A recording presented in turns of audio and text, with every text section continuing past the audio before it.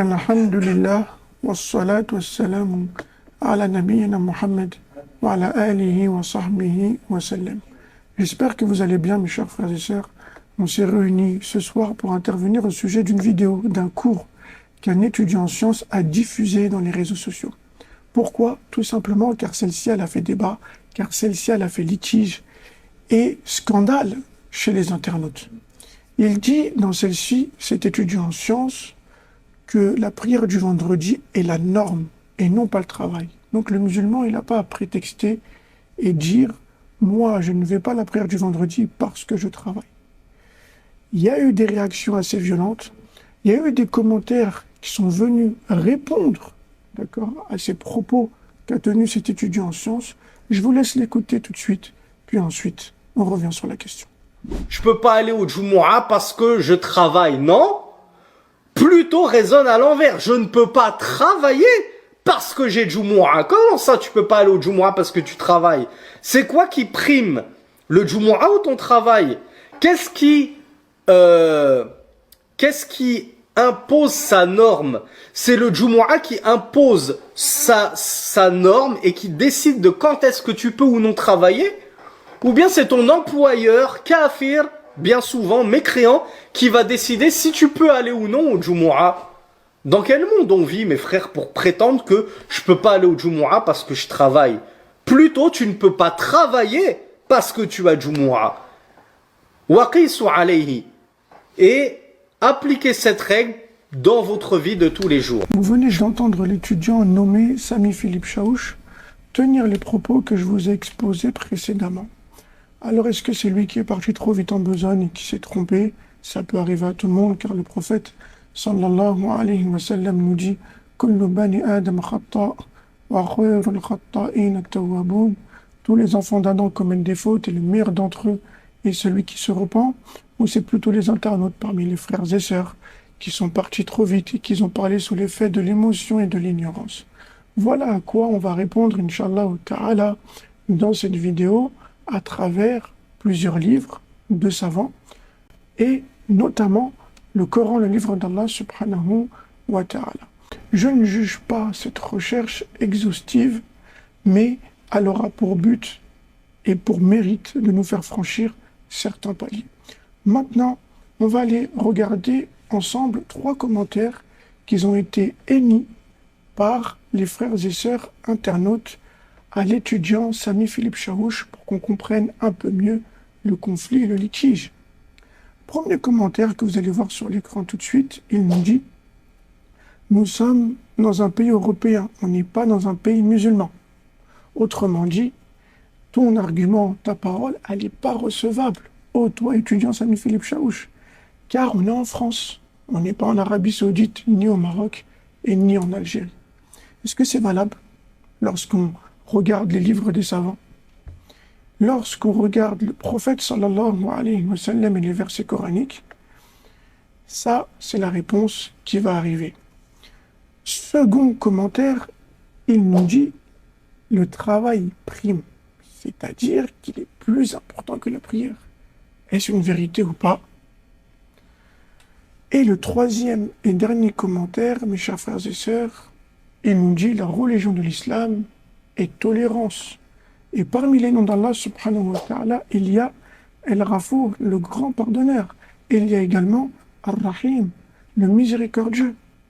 Donc, on ne sera pas tenu, d'accord, responsable ou jugé de manière défavorable le jour de la résurrection, car la religion et tolérance, il n'y a pas de dureté dans celle-ci. C'est quoi ces gens? Vous trouvez des excuses maintenant?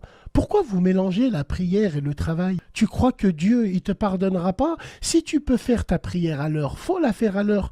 Mais si tu peux pas la faire à l'heure, tu n'es pas en train de rouler des renoufs ni fait des rails. Tu es en train de travailler. Je pense que notre clément est miséricordieux pour des trucs comme ça.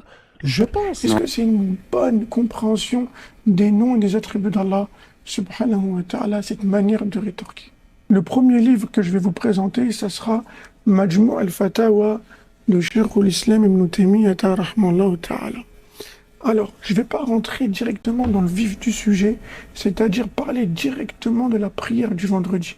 Mais on va faire quelque chose de très important, de très judicieux, qui sera le fait de répondre à une question qui concerne beaucoup de musulmans qui font partie de la communauté française. Laquelle? Est-ce qu'on peut retarder nos prières obligatoires parce qu'on travaille? Est-ce que ceci est justifié? Est-ce que ceci est valable?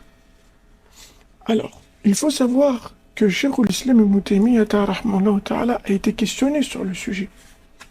On lui dit, oh Cheikh, est-ce que on peut retarder les prières du soir la journée et retarder les prières de la journée le soir, car on a une occupation, car on travaille, car on a un divertissement?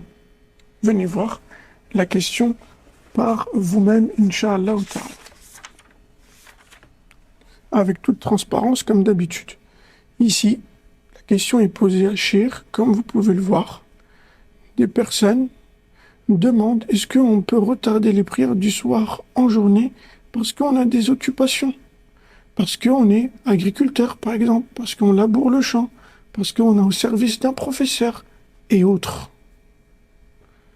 Alors, qu'est-ce que Cheikh l'Islam Ibn Taymiyyah a dit? Il dit, la yajuzu li ahadin. Il dit, ceci n'est pas permis, qu'on retarde la prière du jour, la nuit, et la prière de nuit, le jour, pour une occupation. Et il nous parle bien du travail. Pourquoi? Car ici, il parle de la cueillette. Ici, il parle le fait de labourer le champ. Ici, il nous parle d'un travail qu'on ferait de nos mains, les sonaratines. Il nous parle aussi de la chasse ici, comme vous le voyez. Donc, c'était les métiers qui étaient connus auparavant. Et on voit, et on le sait très bien, on le constate, que beaucoup, encore une fois, de musulmans, malheureusement, retardent leur prière du jour, le soir. Et ça a des conséquences très néfastes. Pourquoi? Tout simplement, au départ, on s'accroche à rattraper nos prières le soir, alors que c'est pas permis. Comme on va le voir avec la parole du shir tout de suite. Mais ensuite, on n'a plus la force de les rattraper. Donc, on délaisse complètement la prière. Combien sont ceux qui ont commencé comme ça et qui ont fini à rentrer dans le hadith du prophète sallallahu alayhi wa sallam, où il nous met en garde en disant al-ahdu alladhi baynana wa baynahum as-salah faman tarakaha faqad kafar. Et la différence qu'il y a entre nous et les mécréants, c'est la prière, et celui qui la délaisse, il aura certes mécru. Venez voir. Cheikh, il continue, il dit, d'accord, il est connu que les musulmans savent très bien qu'il n'est pas permis de retarder ces prières hors de leur temps, et que la prière du Dhuhr, du Asr, se fait en journée, et que la prière de l'aube s'accomplit avant le lever du soleil. Et ici, il va donner une réponse à notre question qui est وَلَا لِلْمُسْتَأْجِرِ أَنْ يَمْنَعَ الْأَجِيرَ مِنَ الصَّلَاةِ فِي وَقْتِهَا. Et il n'est pas permis à l'employeur d'empêcher son salarié de prier dans les horaires demandés. Alors, je vais vous donner une preuve intellectuelle, simple, logique, efficace. Si tu rencontres quelqu'un demain qui te dit « Je rattrape mes prières car je travaille », tu pourras lui dire « Comment tu peux faire la prière El-Fajr de l'aube, le soir? Comment tu peux faire la prière de Adh-Dhuhr qui est en début d'après-midi, juste après le zénith lorsque le soleil s'incline, à l'heure du Isha ?» Est-ce que vous voyez ce que je veux dire? Allah tabaraka wa ta'ala a donné des noms à ces prières. Ces noms ont un sens et une indication. Ils signifient des temps et des périodes bien précises pour les mettre en vigueur et pour les mettre en application, c'est-à-dire pour les prier. Il ne va pas de soi qu'on prend tout et qu'on met tout cela le soir en fin de journée. Il fait partie des sagesses d'Allah subhanahu wa ta'ala de faire en sorte qu'il y a différentes prières tout au long de la journée pour qu'on soit constamment dans le rappel et l'adoration. Faut pas oublier également que le prophète sallallahu alayhi wa sallam nous dit dans un hadith unanimement authentique: Ahabbul a'mali ila Allahi as-salatu ala waqtiha. L'acte le plus aimé auprès d'Allah subhanahu wa ta'ala, c'est le fait de prier à l'heure. Comment on peut passer à côté de ce bienfait, de ces grandes récompenses? Et Allah tabaraka wa ta'ala nous dit dans son livre Surat An-Nisa, verset 103. Qu'est-ce qu'il nous dit subhanahu wa ta'ala concernant la prière? Venez voir juste ici, s'il vous plaît. Il dit: Inna as-salata kanat al-mu'minina kitaban mawquta. Traduction rapprochée: certes, la prière, elle est obligatoire envers le croyant à des moments bien déterminés. Donc on ne peut pas faire ce qu'on veut. Et Allah tabaraka wa ta'ala nous parle de la prière dans Surat Al-Ma'un, traduit par l'ustensile. Qu'est-ce qu'il nous dit? Il nous dit subhanahu wa ta'ala: Fawailun lil musallin alladhina hum an salatihim sahun. Venez voir le verset par vous-même et on va donner quelques explications à son sujet. Venez. Ici, Allah tabaraka wa ta'ala nous dit Fawailun. Qu'est-ce que ça veut dire wailun? Alors les savants ont donné plusieurs explications. Parmi celles-ci, que c'est une vallée en enfer. D'autres ont dit que c'est un pu provenant de l'enfer. Et il y en a d'autres qui disent que ce terme signifie un dur châtiment. Pour qui?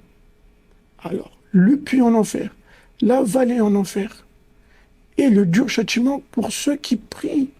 Donc on parle bien des musulmans, attention, ceux qui prient et qui sont, d'accord, négligents dans leur prière.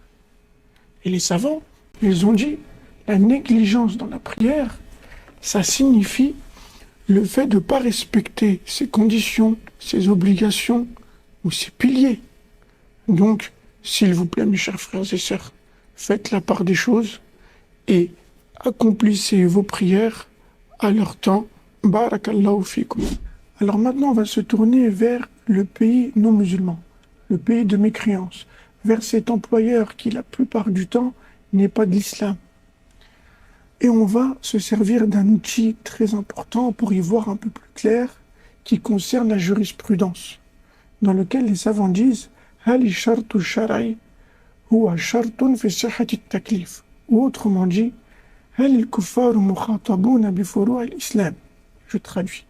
Est-ce que les non-musulmans, les mécréants sont sujets condamnables concernant ce qui est subsidiaire de l'islam, c'est-à-dire ce qui est hors des fondements dogmatiques? Il faut savoir que les savants, ils ont divergé sur la question. On a eu plein de commentaires qui disent on n'est pas au bled, on n'est pas dans un pays musulman. Il y en a d'autres qui vont même te dire mon employeur, c'est pas un musulman, donc ne dis-moi pas que c'est obligatoire pour moi de prier dans mes heures de travail. Alors, cette question, il faut savoir qu'elle a pour but de se dire, est-ce que le non-musulman, lorsqu'il fait quelque chose qui est à l'encontre de l'islam, même si ce n'est pas des fondements dogmatiques, est-ce que son châtiment dans l'au-delà sera intensifié ou pas? Est-ce qu'à chaque fois qu'il me dit, ne va pas prier, car c'est moi qui t'embauche et c'est moi qui te paye, il va payer les conséquences? Oui, il paiera les conséquences selon la majorité des savants.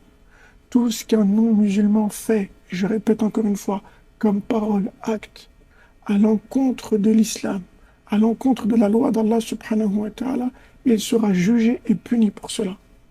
Bien évidemment que le mécréant ne va pas lui dire « prie, fais l'aumône légale », car avant tout, il doit dire « la ilaha illallah », sinon ces actes qui vont venir par la suite ne seront pas acceptés. Mais la majorité des savants disent il doit croire en Allah, puis ensuite il doit prier. Et le fait qu'il ne veut pas croire en Allah, ceci ne l'excuse pas sur le fait qu'il n'a pas prié, qu'il ne s'est pas acquitté de l'aumône légale ou qu'il n'a pas fait le pèlerinage par exemple.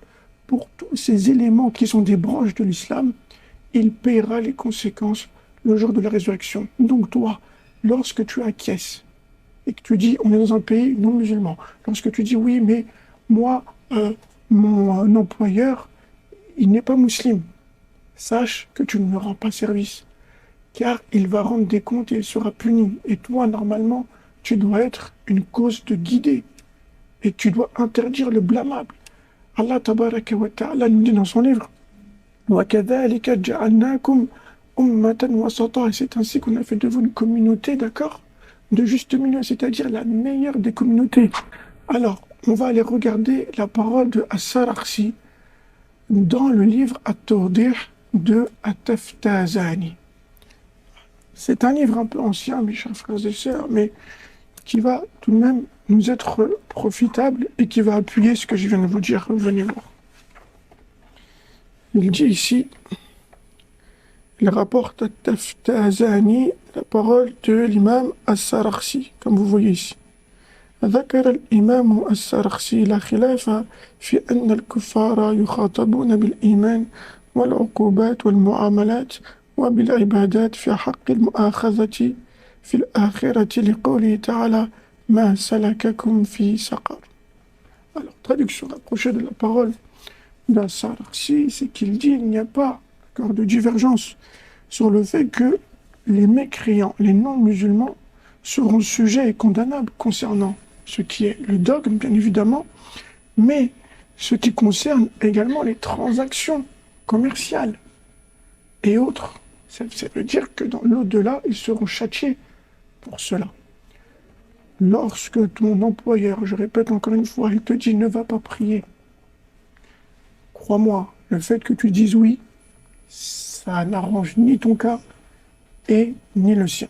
Venez voir, ça va s'éclaircir davantage lorsqu'on va lire la parole d'Allah subhanahu wa ta'ala qui est dans Surat An-Nahl, verset 88.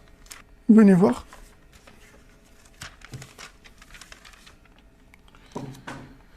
Allah subhanahu wa ta'ala nous dit ici dans ce verset الذين كفروا وصدوا عن سبيل الله زدناهم عذابا فوق العذاب بما كانوا يفسدون. Traduction approchée. Et ceux qui ont mécru et qui ont obstrué le chemin d'Allah. Ici, ton employeur rentre dans ce verset lorsqu'il te dit ne va pas prier. Il vient mettre une barrière entre toi et Allah subhanahu wa ta'ala. Qu'est-ce qu'Allah azza wa jalla dit par la suite? Ceux qui ont mécru et qui ont obstrué le chemin d'Allah, on va leur rajouter un châtiment au-dessus du châtiment. C'est-à-dire, on va les châtier pour leur mécréance et pour tout ce qu'ils ont fait à l'encontre de l'islam. Bima kanu yufsidun, pour tout ce qu'ils ont, d'accord, commis comme perversion, comme chose blâmable. Venez voir également dans Surat Al-Muddathir, versets 41, 42, 43. Venez voir ce qu'Allah subhanahu wa ta'ala nous dit dans ces versets. Ma salakakum fi saqar. Donc ici on parle des mécréants, des non-musulmans. Les croyants leur diront dans l'au-delà, qu'est-ce qui vous a acheminé vers l'enfer qui est appelé Saqar? Ils répondront en disant, qalu lam naku min al-musallin. On était de ceux qui ne prient pas. Wa lam naku nut'im al-miskin. Et on était de ceux qui nourrissaient pas les pauvres. Wa kunna nakhudu ma'al kha'idin. Et on avait des paroles futiles et mauvaises. Donc on voit bien qu'ils sont d'accord concernés même en dehors des croyances dogmatiques, car la prière est un acte subsidiaire et le fait de nourrir les pauvres également. Et Allah Azza wa Jalla nous prouve bien que c'est des non-musulmans lorsqu'il dit wa kunna nukazzibu biyawmiddin, parce que ces personnes-là diront et on ne croyait pas au jour de la rétribution. Donc ils n'étaient pas croyants. Malgré ça, le fait qu'ils n'ont pas prié, le fait qu'ils n'ont pas nourri les pauvres, le fait qu'ils ont eu des mauvaises paroles, Allah subhanahu wa ta'ala pour tout cela les châtiera pour sa justice. Donc, il faut se dire les choses à cœur ouvert. Si tu n'es pas dans la capacité de pratiquer tes obligations islamiques comme la prière en temps et en heure, sache que si tu as la capacité de faire la jihra, celle-ci est obligatoire, sans discussion. Car il y a une règle de jurisprudence qui nous dit « Ma la yatimmu al-wajibu illa bihi fahuwa wajib » Parce que la prière à l'heure qui est une obligation, tu vas pouvoir le faire uniquement si tu pars de la France. Donc le fait de partir de la France est lui-même obligatoire. Car sans cette chose-là, sans la hijara, tu ne seras pas dans la capacité d'accomplir cette prière comme il se doit. Je vais vous laisser écouter la parole du noble cheikh Ar-Ruhaili hafidhahullah ta'ala qui est droit du cœur. فهل يجوز لهم أن يبقوا في ديار الكفر مع هذا أو لا؟ إذا كان المسلم لا يستطيع أن يقيم شعيرة ظاهرة من شعائر الإسلام كصلاة الجماعة بل يقوده ذلك ولا بد إلى التساهل في الصلاة ذاتها ولو في الوقت كما نرى من حال بعض المسلمين يتساهلون في الجمع ويتساهلون في الوقت ونحو ذلك، فإنه إن كان قادرا على الهجرة يجب عليه أن يهاجر، ولا يجوز له أن يبقى في بلاد الكفر وهو لا يستطيع أن يظهر شعيرة عظيمة من شعائر المسلمين. وهذا يوجب على المسلمين أن يسعوا في إيجاد أماكن يصلون فيها. لكن إذا كان الإنسان عاجزا ما يستطيع، حتى لو أراد الهجرة ما يستطيع، فاتقوا الله ما استطعتم. نعم. On remercie Cheikh Ar-Ruhaili hafidhahullah ta'ala pour ces paroles très profitables qui viennent droit du cœur. Sans attendre, on va mettre le pied dans le plat, comme on dit, et rentrer dans le vif du sujet. Concernant le fait d'assister à la prière du vendredi. Alors, quel est son jugement en islam? Est-ce que c'est une obligation? Est-ce que c'est recommandé? Est-ce que c'est tout simplement permis? Wajib, mustahab, mubah. Il faut se rappeler une chose essentielle, car il y a un commentaire, on va vous le mettre sur l'écran, qui dit c'est pas obligatoire la prière du vendredi, c'est une réunion religieuse. Les 4 grandes écoles, que ce soit l'école de l'imam Abu Hanifa, que ce soit l'école de l'imam Malik, que ce soit l'école de l'imam Shafi'i, que ce soit l'école de l'imam Ahmed, ils sont unanimes pour dire que assister à la prière du vendredi est obligatoire pour l'homme libre, al-hurr, qui est mukallaf, c'est-à-dire pubère, qui est d'autres raisons. Allah tabaraka wa ta'ala nous a indiqué son obligation dans sourate le vendredi, la prière du vendredi. Donc on voit bien que ce commentaire émane d'une ignorance manifeste malheureusement. Venez voir avec moi. Allah subhanahu wa ta'ala nous dit dans cette sourate, juste ici, vous voyez, sourate al-Jumu'ah, la sourate de la prière du vendredi. Ici, le verset dont je vous parle. Allah tabaraka wa ta'ala dit Ya ayyuhalladhina amanu idha nudiya lis-salati min yawmil jumu'ati fas'aw. Ô vous qui avez cru, lorsqu'on vous appelle à la prière du vendredi, accourez. C'est un verbe à l'impératif. Et les jurisconsultes nous disent Al-amru yaqtadil wujub. Accourez vers quoi? Ila dhikrillah wa dharul bay'. Au rappel d'Allah et délaisser la vente, le commerce. Donc on voit bien que à travers ce verset, l'obligation d'assister à la prière du vendredi. Maintenant, qu'est-ce que les savants les ont dit par rapport au travail et par rapport à l'application de la prière du vendredi ou des prières obligatoires? Je vais vous présenter ce livre Ar-Rawd al-Murbi'a, juste ici, d'Al-Buhuti. C'est un livre, ça fait quelques années que je l'étudie, et je vous le dis que j'en ai vécu des choses avec celui-ci. Alors, venez voir la parole de Al-Buhuti, si je la trouve. Inch'Allah ta'ala. C'est bon, je suis arrivé, venez voir. Il dit juste ici, من استؤجر مدة معلومة يستحق المستأجر نفعه في جميعها سوى فعل الخمس بسننها في أوقاتها وصلاة جمعة وعيد. Qu'est-ce qu'il nous dit? Al-Buhuti, le grand savant du fiqh. Il dit que il y a l'employeur et il y a son salarié. Ils se mettent d'accord sur une tranche horaire. Bien évidemment que l'employeur, il est de son droit de bénéficier des services de son salarié pendant la tranche horaire à laquelle ils se sont mis d'accord. Par exemple, de midi à 20h. Et venez voir ici qu'est-ce qu'il dit par la suite. Il dit sauf le temps des 5 prières et leur sunan, c'est-à-dire al-rawatib, à leur temps. Donc, fait partie du droit de l'employeur de, bénéficier des services de son salarié pendant le temps déterminé qu'il y a eu entre eux, de midi à 20h, sauf les 5 prières. Les 5 prières à l'heure, l'employeur n'a pas son mot à dire. Et ni wa salati jumu'atin, la prière du vendredi et les prières de fête.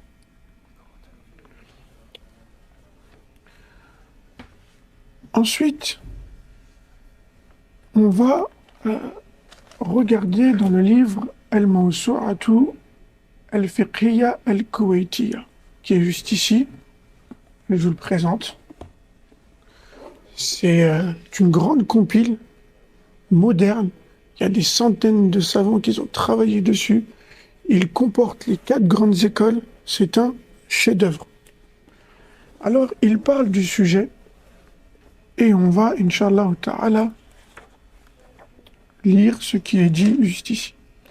Ils disent ويجب على الأجير الخاص أن يقوم بالعمل في الوقت المحدد له أو المتعارف عليه ولا يمنع هذا من أدائه المفروض عليه من صلاة وصوم.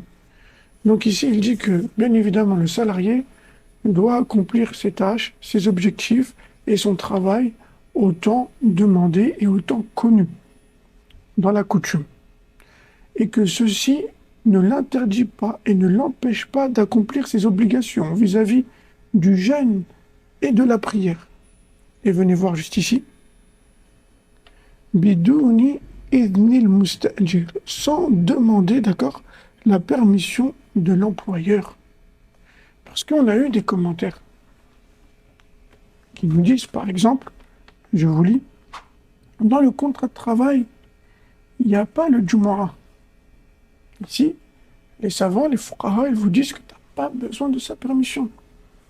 Donc, même s'il n'y a pas dans le contrat de travail, ton contrat avec Allah subhanahu wa ta'ala, ton adoration, ta servitude pour lui, le pacte que tu as pris lorsque tu as dit « Ashhadu an la ilaha illallah wa anna Muhammadan Rasulullah » prédomine sur ton contrat de travail. Et tu n'as pas besoin, c'est déjà inscrit, fais comme si c'était écrit. Ensuite, il y en a d'autres qui ont dit bien souvent tu es payé par le mécréant pendant que tu vas à la mosquée. Est-ce que l'argent que l'on gagne pendant ce temps est licite? Très bonne question. Très très bonne question pour ce frère ou pour cette sœur. Et bien juste ici, vous allez voir que les fuqaha vont répondre. Venez voir. وأنه لا يمنع من صلاة الجمعة والعيدين دون أن ينقص المستأجر من أجره شيئا إن كان المسجد قريبا ولا يستغرق ذلك وقتا كبيرا. Il continue en disant que et on ne l'empêche pas d'accomplir la prière du vendredi et les prières de fête, et cela ne diminue pas le salaire du salarié. C'est-à-dire que l'employeur ne diminue pas le salaire de l'employé lorsqu'il va à la mosquée si celle-ci est proche. وَإِنْ كَانَ الْمَسْجِدُ قَرِيبًا, comme ceci est marqué, et que cela ne prend pas beaucoup de temps pour se rendre à la mosquée. Attention, les fuqaha continuent et disent وَقِيلْ إِنَّ لَهُ أَنْ يُؤَدِّيَ السُنَّةَ أَيْضًا. Il a même été dit, venez voir juste ici, il a même été dit que il peut accomplir les prières surrogatoires, ar-rawatib.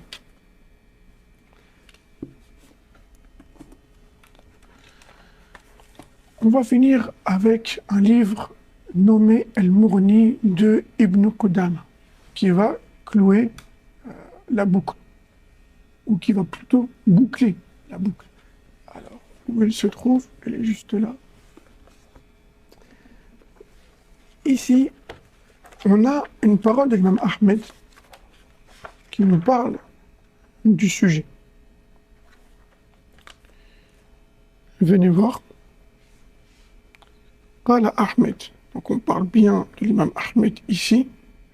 أجير المشاهرة يشهد الأعياد والجمعة ولا يشترط ذلك. L'imam Ahmed dit le salarié assiste aux prières de fête et à la prière du vendredi et il n'a pas à conditionner cela. C'est-à-dire que dans le contrat de travail, tu n'as pas à avoir la permission de ton employeur au préalable. C'est comme si je te disais, est-ce que si je travaille avec vous, je vais pouvoir manger, boire? Non. C'est pas des choses à laquelle on pense. Mais c'est exactement pareil pour la prière. Et ensuite, il a été dit à l'imam Ahmed, قِيلَ لَهُ فَيَتَطَوَّعُ بِالرَّكْعَتَيْنِ. Est-ce que il peut faire 2 unités de prière supplémentaires? L'imam Ahmed, qu'est-ce qu'il dit? قال ما لم يضر بصاحبه. Tant que ceci ne vient pas causer du tort à l'employeur, il n'y a pas de mal. Ensuite, on a la parole de Ibn al-Mubarak qui dit لا بأس يصلي الأجير ركعات السنة. وقال أبو ثور وابن المنذر ليس له منعه منها. Donc là, on voit bien que on est à côté de la plaque. Que le Coran, la Sunna, la compréhension des plus prédécesseurs, des savants et nous, on voit le fossé. Il faut absolument le raccourcir. Il disait, Ibn al-Mubarak, Abu Thawr, qu'on n'a pas à lui interdire à accomplir les prières surrogatoires, d'accord, à Sunan. Je ne sais pas si vous vous rendez compte. Et nous, on est en train de polémiquer pour la prière obligatoire du vendredi. Ou pire encore, les 5 prières obligatoires quotidiennes, de jour comme de nuit.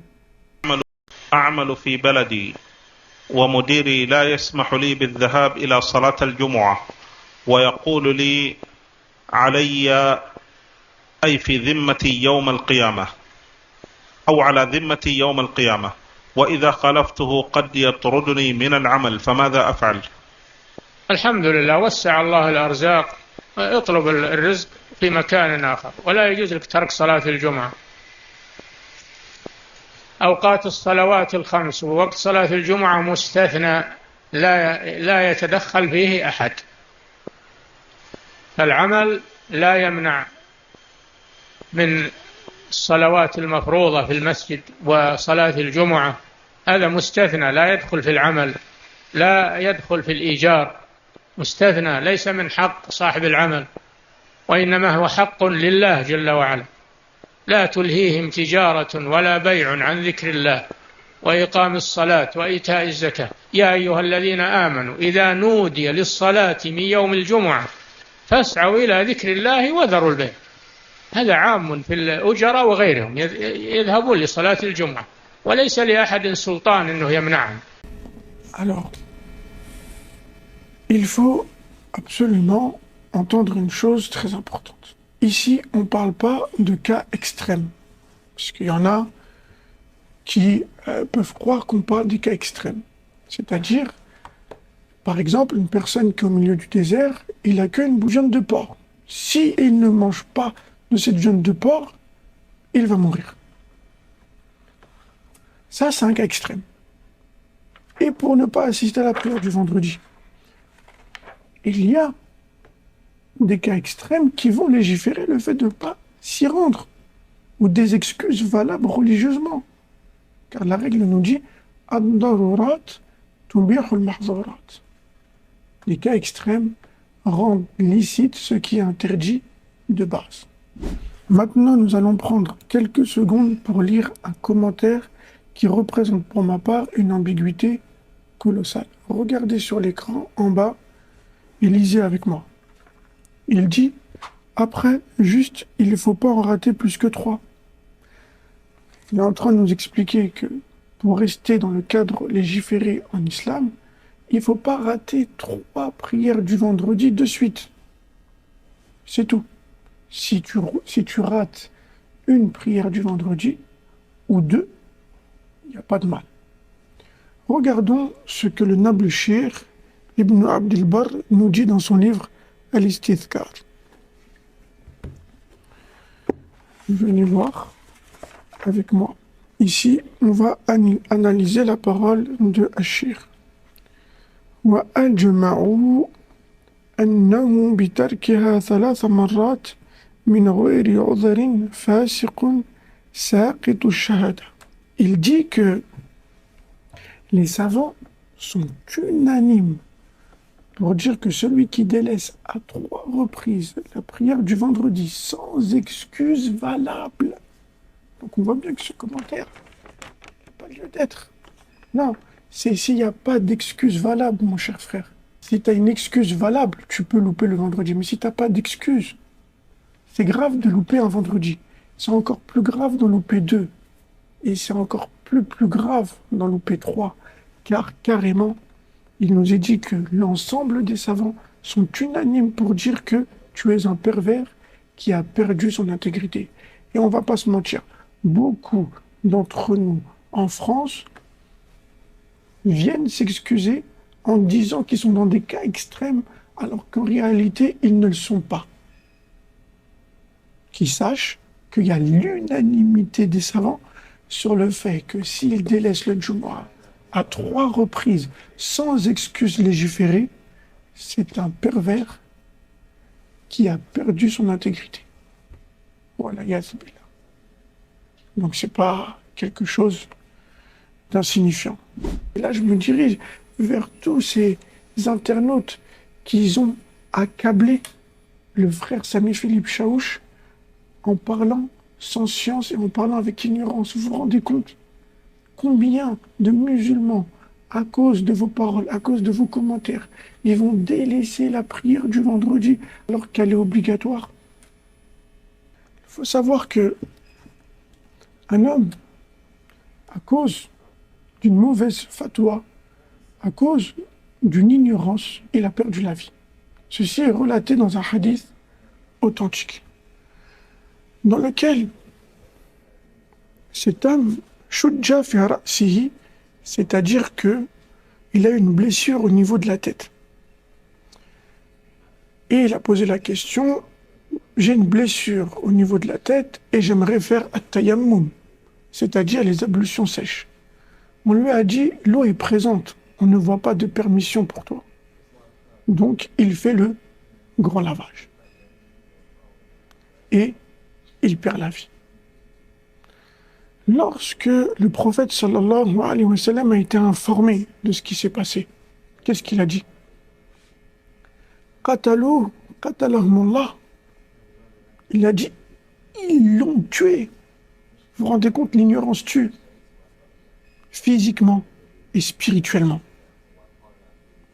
Il dit, ils l'ont tué, qu'Allah leur rende l'appareil.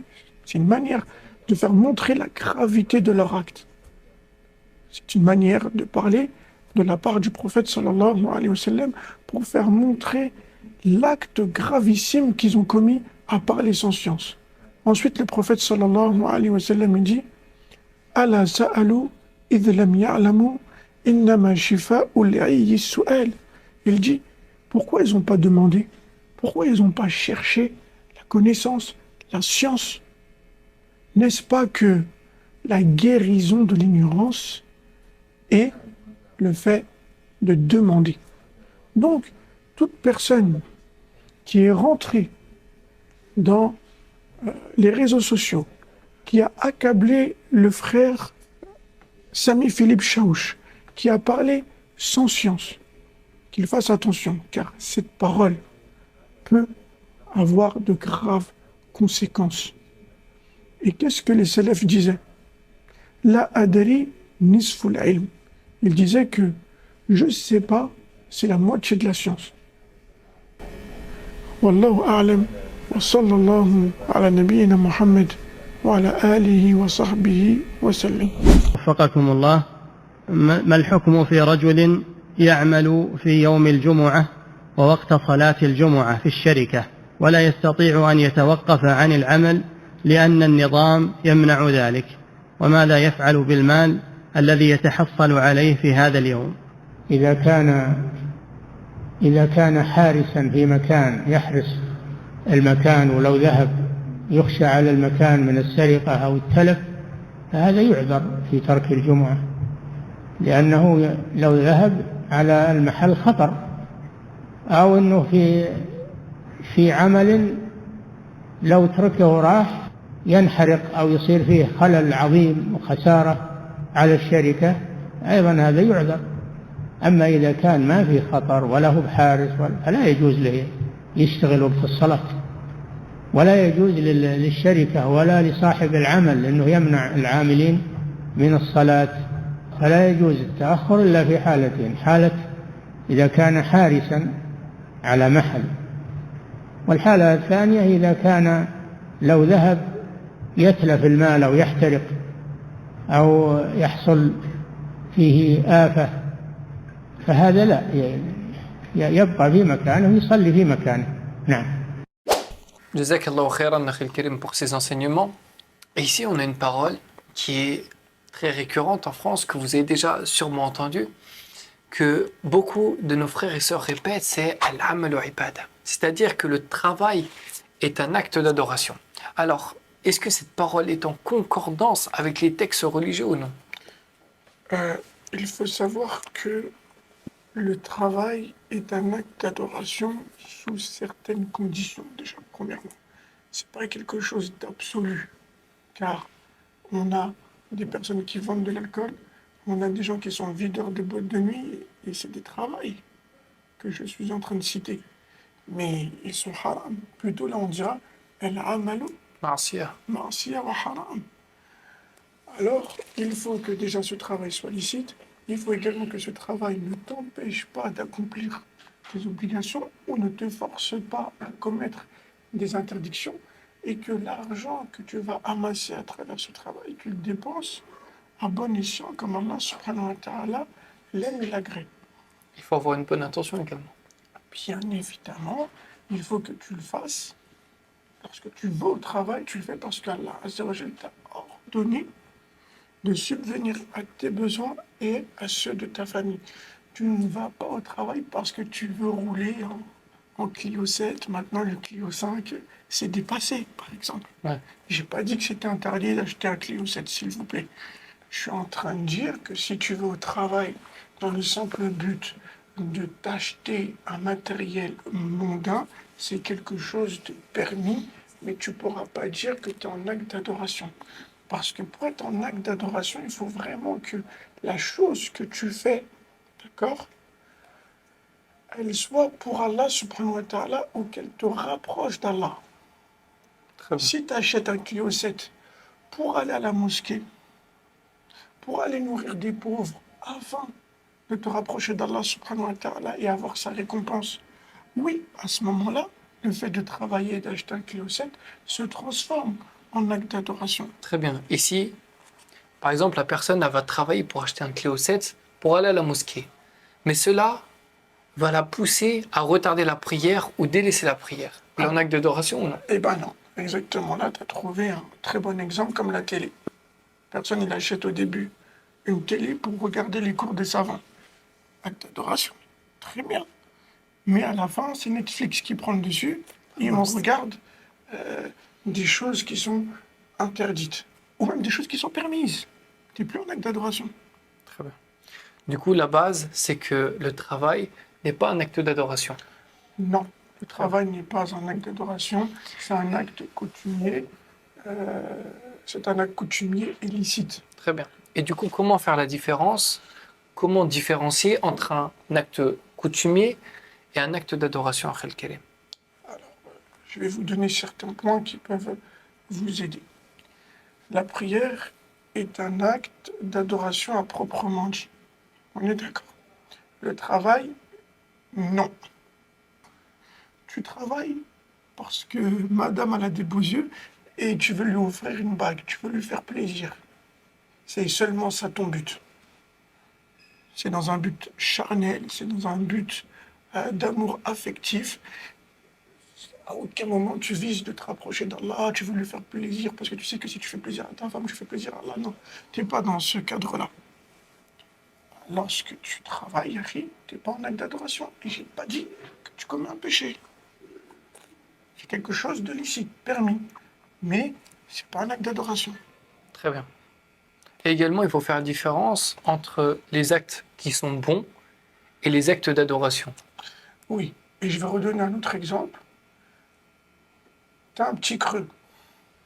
Très Pas bien. petit, hein. Mais tu vas aller acheter un grec énorme. Parce que tu es gourmand. Hum. Parce que voilà, tu es gourmand et tu aimes bien cette saveur du grec. Tu n'es pas en acte d'adoration.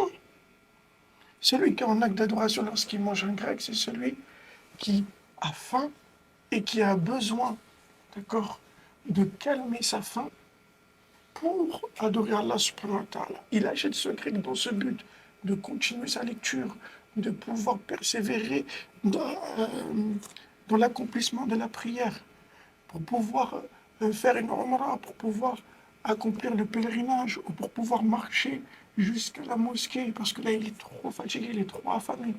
C'est ça son but premier lorsqu'il achète ce grec. Lui, il est en acte d'adoration, et l'autre, il l'est pas, celui qui l'a fait par simple gourmandise. Très bien. Et oui, la distinction entre un acte licite, qu'on pourrait de qualifier de bien, et un acte d'adoration. Et non, tu voulais ajouter quelque chose? Il y a le fait tout simplement, une personne, par compassion pour le pauvre, il lui donne une pièce. Compassion pour le pauvre, il lui donne une pièce. Il fait de la peine. C'est un acte, il est bien ce que tu fais. C'est pas un acte d'adoration. Après, ça devient un acte d'adoration. Il faut que tu le donnes pour Allah. Parce que tu veux te rapprocher de lui, tu veux expier tes péchés, tu veux gagner des hasanat, tu veux avoir son agrément. Il te faut absolument cette intention. Comme Allah Azza wa Jal nous dit dans son livre, Innama nut'imukum liwajhillah, la nuridu minkum jaza'an wala shukura. Et on vous nourrit, les pauvres, uniquement pour le visage d'Allah. Et on n'attend pas de vous une récompense ou un remerciement. Subhanallah. À chaque fois que j'entends ce verset, je me dis que réellement la sincérité, c'est quelque chose qui est très compliqué. Et c'est pas quelque chose d'acquis, c'est pas quelque chose d'automatique, comme beaucoup de personnes malheureusement le pensent. Oui, il y en a qui croient que lorsqu'ils rentrent dans son lieu de travail, directement, automatiquement, la sincérité, elle est présente jusqu'à l'heure de fin de travail. Non, c'est beaucoup plus complexe que ça. Plus nuancé. C'est un travail profond, spirituel à avoir. C'est pas n'importe qui atteint ce niveau. Et je dis pas qu'on ne peut pas l'atteindre, bien au contraire. Mais Sufyan al-Thawri, qu'est-ce qu'il disait? Ma alajtu shay'an ashadda min niyyati. Il disait à Rahmanallah, je n'ai pas corrigé une chose plus difficile que mon intention. Pourquoi? Parce qu'elle ne fait que se retourner contre moi. Allah musta'an. Jazakallahu khairan. Et ici également, on a certaines personnes, quand tu vois qu'ils n'arrivent pas à prier à l'heure au travail, et quand ils n'arrivent pas à faire les obligations qu'Allah tabaraka wa ta'ala lui a ordonnées, et tu vas lui dire, par exemple, Akhil Karim, il faut que tu arrives à changer de travail, il faut que tu arrives à faire la hijra, si tu peux la faire. Il va te dire, mais si je vais dans un pays musulman, je vais pas bien gagner ma vie, peut-être. Si je change de travail, là, je gagne peut-être 3500 euros, je vais gagner 2000 euros. Moi, j'ai pas envie de ça. Moi, c'est ma subsistance, Akhil Karim. Déjà, premièrement, on a tous un problème, malheureusement, un manquement concernant le tawakkul, c'est-à-dire la confiance en Allah, subhanahu wa ta'ala. On a tous des degrés et à des échelles différentes. Mais il ne faut pas oublier qu'Allah Tabaraka wa Ta'ala a écrit et décrété notre subsistance 50 000 ans avant la création des cieux et de la terre. On va mourir uniquement avec ce qu'Allah Azza wa Jal nous a prédestiné. On n'aura ni moins ni plus. Et à aucun moment, obéir à Allah subhanahu wa ta'ala, aller vers Allah et son adoration, va diminuer quoi que ce soit de tes biens mondains, bien au contraire. Il nous dit subhanahu wa ta'ala, وَمَنْ يَتَّقِ اللَّهِ يَجْعَلْ لَهُ مَخْرَجًا. Celui qui craint Allah subhanahu wa ta'ala, Allah azza wa jalla lui accorde une issue de secours où il ne s'y attend pas.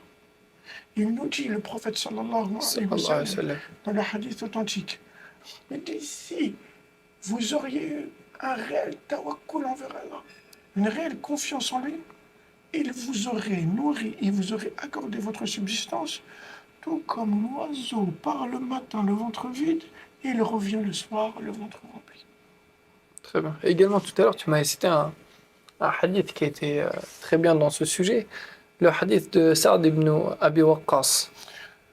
Alors, le hadith de Sa'd ibn Abi Waqqas nous prouve tout simplement que les actes du quotidien banals peuvent devenir des actes d'adoration lorsque le prophète sallallahu alayhi wa sallam dit « Innaka lan tunfiqa nafaqatan tabtaghi biha wajha Allah illa ujarta biha hatta ma taj'aluhu fi fiyyi mar'atik » Il lui dit « Il n'y a pas une chose que tu dépenses pour le visage d'Allah. » Ça veut dire qu'il faut absolument avoir cette intention au fond du cœur, sans que tu y sois récompensé. Toutes les dépenses que tu vas faire, tu auras une récompense auprès d'Allah si tu as la sincérité, même les cuillères de nourriture que tu mettras dans la bouche de ta femme. Mais attention, encore une fois, ça demande un travail vraiment profond et personnel et spirituel pour arriver à ce degré. C'est pas automatiquement, dès que j'achète une nourriture, forcément, j'aurai une récompense. Très bien. Également, Akhil Karim, pour finir, je trouvais que ce point était très important, le fait que la subsistance n'est pas forcément matérielle. Oui, bien évidemment, la subsistance se reflète dans beaucoup de domaines, dans beaucoup de choses. Il ne faut surtout pas avoir un esprit capitaliste et voir uniquement avec des chiffres dans un compte en banque. Je vous donne un exemple concret. Vous avez 1 million d'euros à droite et vous avez à votre gauche la santé. Qu'est-ce que vous choisissez? C'est quoi la réelle subsistance entre les deux, la meilleure? Forcément la santé, la famille, c'est une subsistance incommensurable. Le bien-être, c'est une subsistance incommensurable. Et là, je serais pour certains frères qui ne sont pas encore mariés, une femme pieuse, des enfants pieux. Bien évidemment, tout ça font partie de la subsistance, donc il ne faut pas regarder que d'un seul œil et plutôt voir très large dans l'horizon. Également la religiosité. Ah, bien sûr, la religiosité est la plus grande des subsistances qu'Allah subhanahu wa ta'ala puisse accorder aux serviteurs. Et c'est pour cela que dans Surat al-Fatiha, qu'est-ce qu'on dit à chaque prière? Ihdina as-sirata al-mustaqim. Continue. صراط الذين أنعمت عليهم صراط الذين أنعمت عليهم. An-ni'ma ici, le bienfait. Bienfait de quoi? Du droit chemin. Le bienfait du droit chemin, le bienfait de la foi, le bienfait de la guider, le bienfait de connaître Allah subhanahu wa ta'ala. Allah azza wa jal, il nous ordonne au minimum 5 fois par jour qu'on lui demande la subsistance de l'au-delà. Et nous, on s'efforce à regarder par terre, à regarder dans le matériel mondain. Après, pour finir, j'aimerais finir sur ce verset. وَمَا خَلَقْتُ الْجِنَّ وَالْإِنسَ إِلَّا لِيَعْبُدُونَ. J'ai créé les djinns et les hommes uniquement pour qu'ils m'adorent, pour vous faire montrer dans le verset 56, soit les éparpillés, qu'il n'y a pas de contradiction entre le fait d'adorer Allah subhanahu wa ta'ala et recevoir ses bienfaits mondains. Pourquoi? C'est subtil, mais c'est délicieux. Allah azza wa jalla, il nous dit, j'ai créé les djinns et les hommes uniquement pour qu'ils m'adorent. Ensuite, qu'est-ce qu'il dit? ما أريد منهم من رزق وما أريد أن يطعمون. Et je n'attends pas d'une subsistance et je ne veux pas qu'ils me nourrissent. C'est إن الله هو الرزاق ذو القوة المتين. et Allah est celui qui donne la subsistance, il est le fort, l'inébranlable. Il parle de l'adoration, il parle de la subsistance pour nous faire montrer que l'un n'empêche pas l'autre. Bien au contraire. Et je vais me permettre de rajouter un verset où Allah tabaraka wa ta'ala nous dit وَأْمُرْ أَهْلَكَ بِالصَّلَاةِ وَاصْطَبِرْ عَلَيْهَا لَا نَسْأَلُكَ رِزْقًا نَحْنُ نَرْزُقُكَ وَالْعَاقِبَةُ لِلتَّقْوَى. Alors dans ce verset également, Allah tabaraka wa ta'ala nous fait montrer que son obéissance est une cause pour avoir la subsistance, qu'elle soit mondaine ou spirituelle. Il dit, subhanahu wa ta'ala, et ordonne, d'accord, à ta famille la prière. Et patiente sur celle-ci, sur cette prière. On voit bien, hein? Wastabir, ça veut dire qu'il va avoir de la dureté, d'être constant dans la prière. Lorsque tu essayes de regarder un petit peu l'étymologie du terme en langue arabe, tu vois très bien qu'ici, il y a le sens de difficulté. Wastabir, alayha, et ensuite Allah Azza wa Jalla, qu'est-ce qu'il dit? Et nous, on va t'accorder la subsistance. لا نسألك رزقا نحن نرزقك. وَالْعَاقِبَةُ لِلتَّقْوَى. Subhanallah. Et la fin est pour la piété, pour les gens de piété.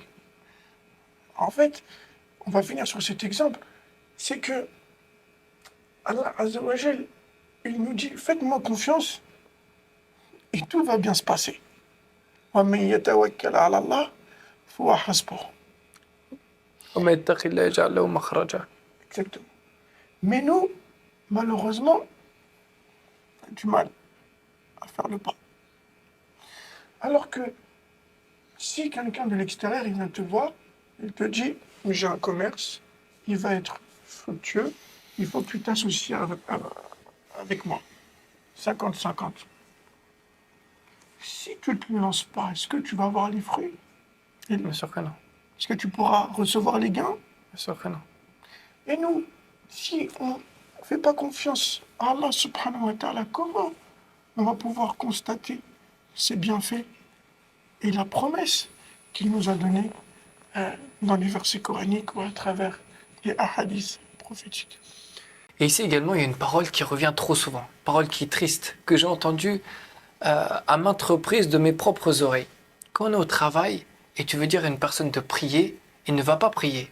Qu'est-ce qu'il va te dire? Allah Ghafour Rahim. Allah Tabaraka wa Ta'ala est pardonneur et miséricordieux. Est-ce que cette parole-là est dans son contexte? Est-ce qu'on peut utiliser les noms d'Allah Tabaraka wa Ta'ala pour se disculper de faire la prière en son temps ou non?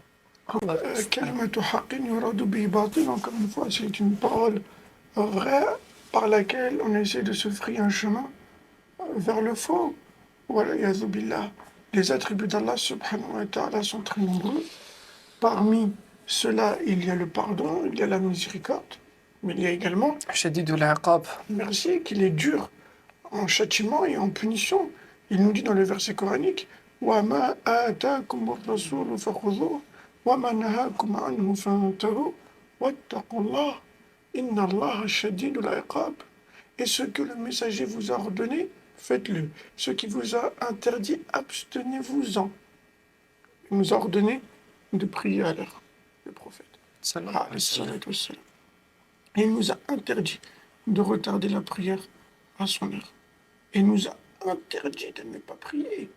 Il nous dit, العهد الذي بيننا وبينهم الصلاة فمن تركها فقد كفر. Et la différence qu'il y a entre nous et les mécréants, c'est la prière. Celui qui la délaisse, il aura certes mécru. Et à la fin du verset, Allah tabaraka wa ta'ala, qu'est-ce qu'il dit?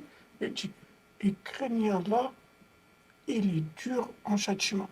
Si tu veux connaître Allah subhanahu wa ta'ala, il faut que tu prennes tous ses noms et tous ses attributs et que tu œuvres selon les attributs d'Allah tabaraka wa ta'ala. Quand tu commets un péché et que tu veux te repentir, bien évidemment qu'il y a l'attribut de la miséricorde et du pardon. Et quand il y a une interdiction,